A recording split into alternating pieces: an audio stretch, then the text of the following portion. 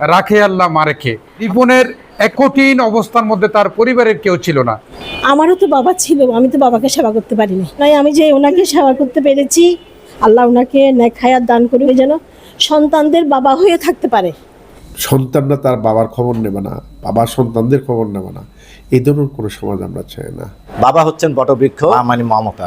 সেই বাবা মাকে কেউ যদি অবজ্ঞা করে থাকে, কোনো সন্তান যদি করে থাকে, সেই সন্তান কখনো পৃথিবীতে শান্তি পেতে পারে না। আমরা গত 4 দিন আগে চট্টগ্রাম মা ও শিশু হাসপাতালে রিপনের সংবাদটা প্রচার করেছিলাম। সামাজিক যোগাযোগ মাধ্যমে বিরূপ মন্তব্য আসছে, অনেকে আমাদের কাছে যোগাযোগ করেছে।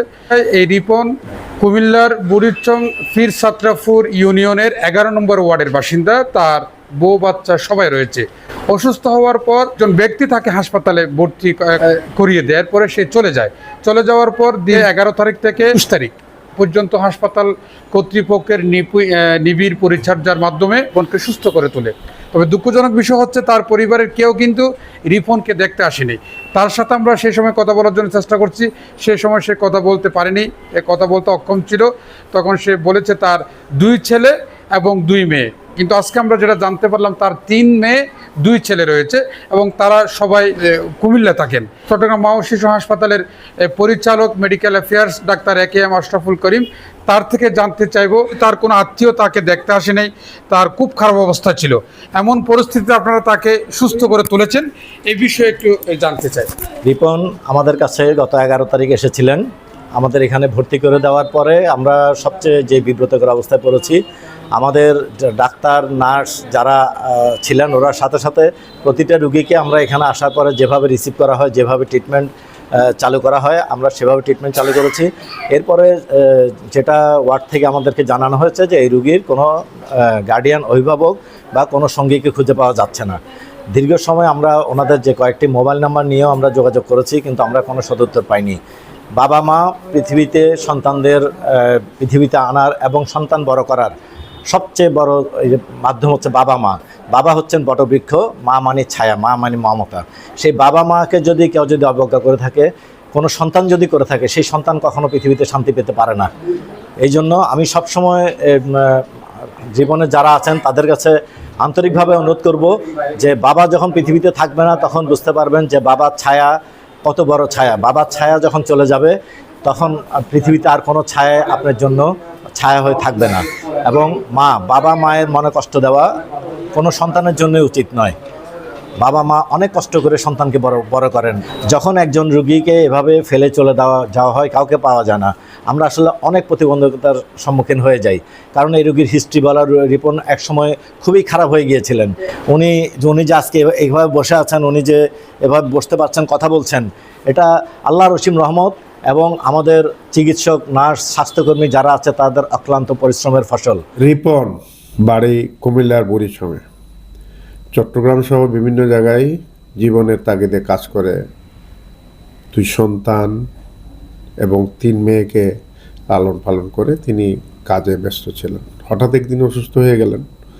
তার এক পরিচিত জন তাকে গত 11 দিন পূর্বে মা ও শিশু হাসপাতালে মেডিসিন বিভাগে তাকে ভর্তি করিয়ে ওই লোকও ওখান থেকে চলে যায়।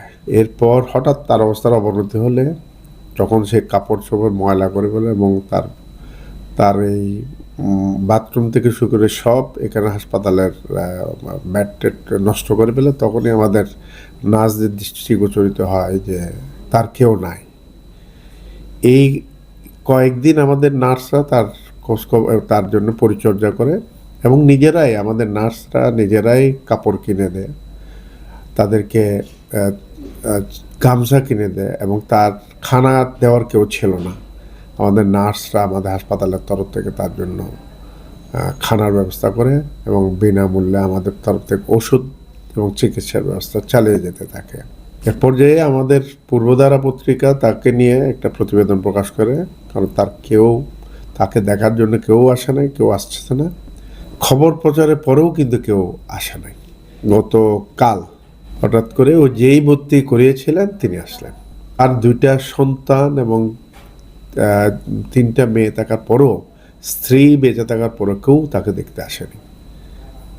সমাজ আমরা কোথায় যাচ্ছি? আমাদের হাসপাতাল কর্তৃপক্ষ, আমাদের নার্সরা আবেগতাড়িত হয়ে তার জন্য সব করেছে এবং কালকে সুস্থ করে ওই লোকটার খাতেই ফিরিয়ে দিয়েছে। আমরা কি আমাদের মূল্যবোধ পুরোপুরি ভুলে যাচ্ছি?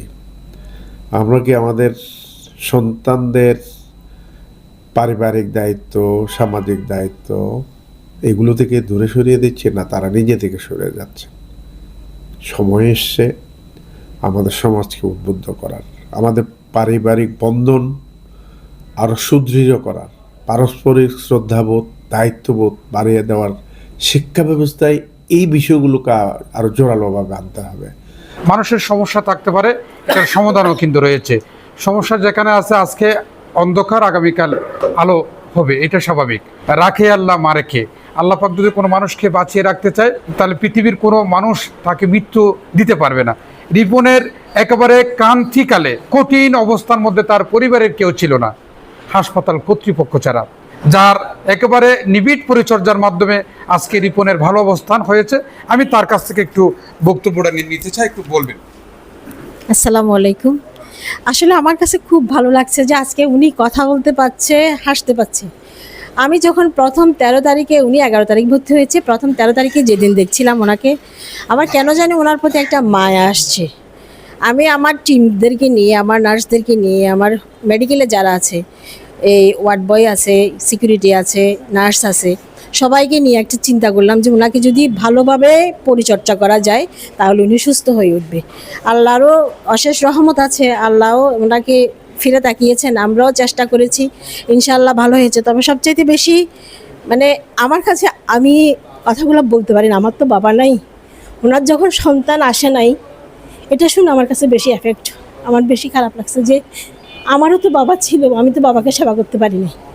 তো সেই তুলনায় আমি যে ওনাকে সেবা করতে পেরেছি, ওনাকে যে চেষ্টা করে এতটুকু আনতে পেরেছি, এটাই আমাদের সব নার্সদের কাছে, সব হসপিটাল স্টাফের কাছে, ডাক্তারদের কাছে কৃতজ্ঞতা। চিকিৎসা আমার করছেন, আমি আলহামদুলিল্লাহ আল্লাহর কাছে আমি আপনার লেগে, সবার লেগে দোয়া করি।